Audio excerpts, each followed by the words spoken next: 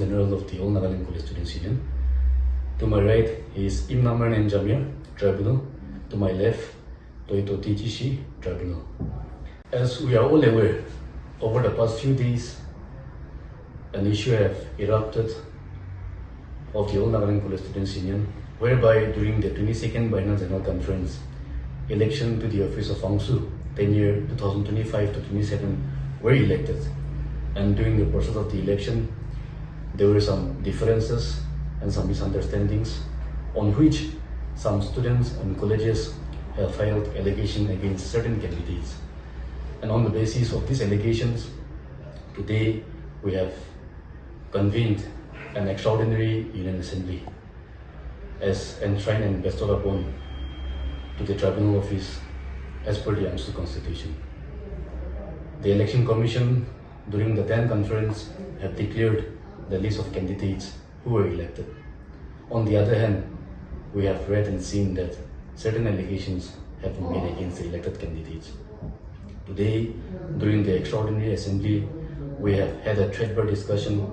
We have had a marathon deliberation on the allegations and the issue of why and how it has erupted. After a prolonged meeting during the assembly, we have come to a consensus understanding and to a decision that the decision of the Election Commission as notified earlier shall stand.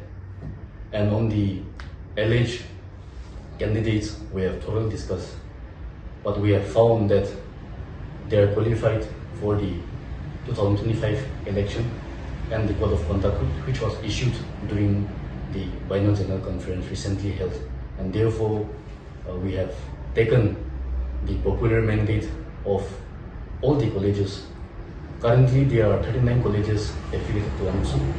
Today, 34 colleges have participated in the assembly. And all these 34 colleges, as invited by the tribunals, have understood and agreed upon to this verdict. And therefore, the list of candidates which were notified as elected stands valid. Thank you. As rightly asked, the Constitution of Angsu says that one student, while entering the platform of Angsu, should be a regular student, meaning he should not be a graduate. So, Angsu has been in existence since 1979. And since then, we have framed the Constitution, and there is a Constitution. Over the years, it has been re-amended, reviewed. And on this particular context, the so-called president-elect was alleged of being already a graduate few months before the election was conducted. So, which has been put in the table of the Commission and the tribunals as well.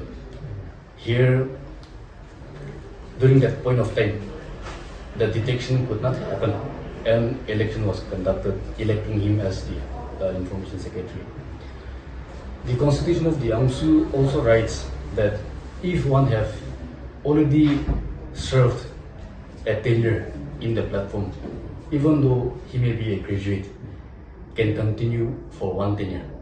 So the Constitution also gives a provisions where an incumbent can be a part of the next election even if he is a graduate. The allegation came only after the culmination of his tenure. And therefore, we also feel that with the change of the semester system, with the change of the educational system, now from yearly course, it is gone into semester course. Now after semester course, there are also few changes in the course of these degree students. So we feel that Angsu should also in due time re-amend the Constitution and see to it that all the college students are given due privilege and opportunity to contest, because Angsu election happens during the conference and the conference happens once in 2 years. So somewhere in between, some students are also deprived of the opportunities and privileges. Article 22, Part 2, Clause A, Subclause 7. It says, the outgoing official, after completion as a degree or regular student, can preferably be a candidature for one tenure only, provided he or she obtains a recommendation from Union Unit and College. Okay. So, tayo issue gulo Yes. So in our ito ang type president gulo tala second tenure. Right. Yes. So in our how is he eligible to contest in the election again? See, that's why the constitution says the outgoing official after completion as a degree or regular student can preferably be a candidature for one tenure only. So he have already completed a tenure. So he have the provision to continue for one tenure as per the constitution. He have completed a tenure. So the constitution also gives a provision where a person who have completed his tenure can continue for the next team. So it is not a constitutional breakdown actually. There is an anomaly, perhaps in the understanding of the constitution. So with time, we will definitely look into it. But as said, as per the 2025 Election Code of Conduct and as per the references of the eligibilities, he was qualified to be a part of the election and that is how he got elected. So the election all of this. Today it was not an election, it was a discussion, an interpretation of the constitution. We have totally discussed. So whatever decision we took, we felt that it is in the best interest of the ANGSU, the colleges and the students fraternity. So there may still be some misunderstandings on the office of the ANGSU, or there may be some kind of apprehensions towards the office of the ANGSU.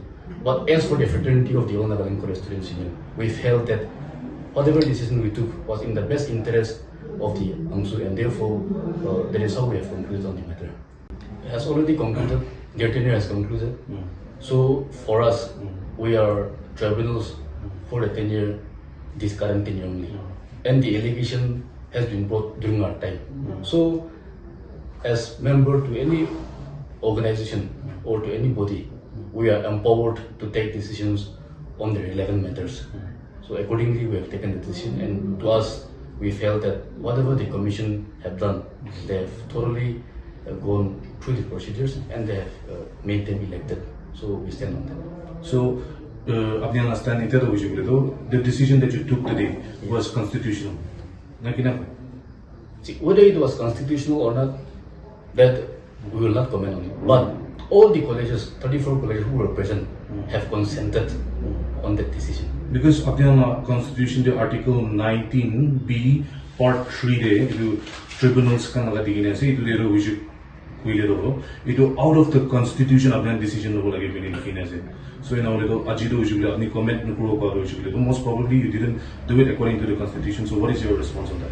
Well, I think that is a false statement because here the assembly was convened by the tribunals in an extraordinary situation. Why? Because there was also an allegation against the speaker of having not maintained the decorum of the house and for having failed to fulfill the proceeding of the assembly, which was held during the ANGSU conference during the conference here. So since they have alleged that the speaker have failed to uphold the proceedings of the assembly, it has compelled the tribunals to convene the assembly. So I think in that regard, it is very much clear as to why we have convened the assembly through the tribunal office. But can you comment like on the fact whether the assembly today which was conducted was constitutional or not? Definitely. It was constitutional. It was constitutional and therefore it was a consensus decision.